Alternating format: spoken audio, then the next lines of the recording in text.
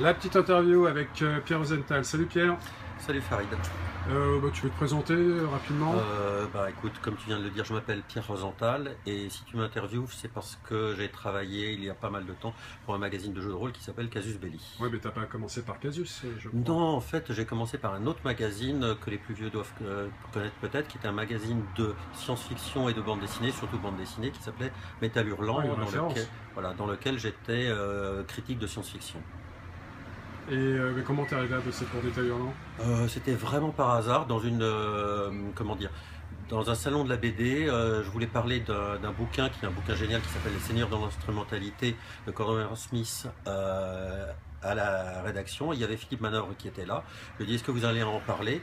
Il m'a dit: ah, ce serait une bonne idée, mais on n'a plus de chroniqueur, est-ce que ça t'intéresse de faire la chronique? Et donc il m'a proposé comme ça sur le pied levé de faire la chronique.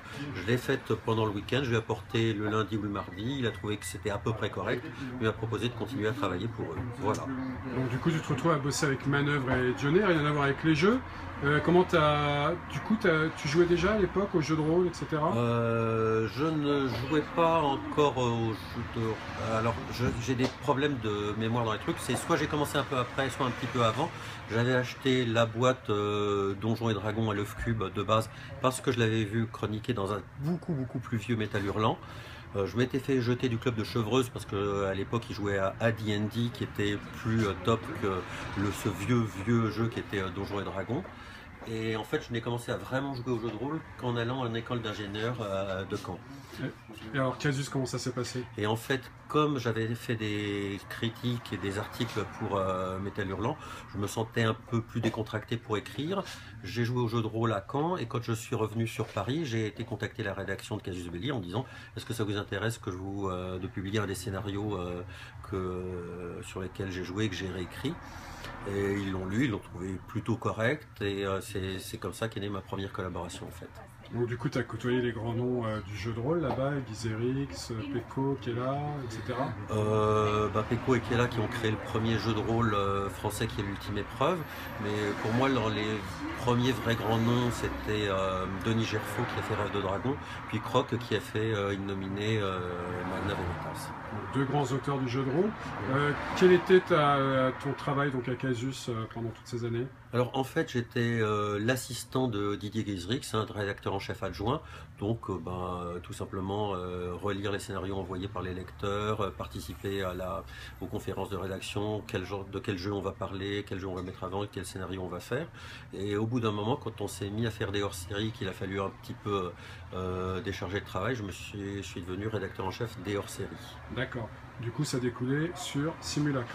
Alors, Simulacre étant le premier des hors-séries sur un système que j'avais inventé, donc j'étais effectivement à la fois rédacteur en chef, auteur, maquettiste, mais ni écrivain des scénarios, ni illustrateur. En tout cas, auteur de jeux de rôle. Voilà, exactement. Et je crois que tu as enchaîné aussi avec Athanor derrière. Voilà, ça avait été une demande de... j'avais ce jeu-là que je faisais comme ça en amateur dans mon coin. Cyrose, qui est l'ancêtre d'Asmodée, m'avait contacté en disant: est-ce que tu n'aurais pas un jeu dans tes tiroirs? Je lui ai dit: j'ai ça, et donc ça aussi je l'ai bricolé dans mon coin, où j'ai fait l'écriture, la maquette, et par contre j'avais trouvé un dessinateur qui était vraiment pas mal à l'époque. Il est toujours très bien, mais qui est Fred Blanchard. Avec un style très particulier. Avec un site très particulier, voilà. Simulacre, ça s'est vendu à combien d'exemplaires malgré le format presse? Je sais pas, le format presse, ça vendait dans les 15 à 18 000 chacun des exemplaires presse hors série. Et sinon, quand c'était vendu comme Cyber Edge ou... Ouais, donc Pierre, il y a eu des dérivés de Simulacre Oui, voilà, mais on les a sortis chez Jeux des Cartes sous une forme un écran qui faisait, une couverture qui faisait écran avec les règles et une campagne. Donc il y a eu Cyber Edge qui était le premier jeu cyberpunk français. Il y a eu Capitaine Vaudou, donc qui était un jeu de pirates et des Caraïbes avant que ça arrive chez Disney. Et Aventure extraordinaire et Machinations infernales qui était dans le monde de Jules Verne. Et il a failli y avoir la réédition d'Animonde, mais ça ne s'est pas fait. D'Animonde? Oui. De Croc? Oui, exactement. D'accord. Donc du coup, l'aventure Casus, c'est combien d'années? 13 ans pour moi. 13 ans. Casus a connu une première fin. Donc qu'est-ce que tu as fait toi après?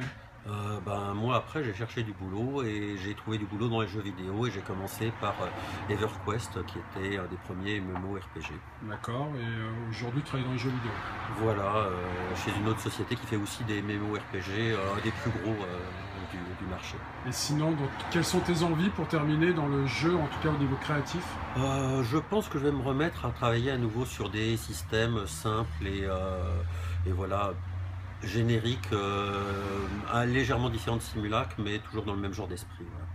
D'accord, bon bah Pierre, merci pour cette petite interview. Eh ben, merci. Et je pense qu'on va te revoir très bientôt dans le monde du jeu. On verra. Et merci à la boutique Robin des Jeux.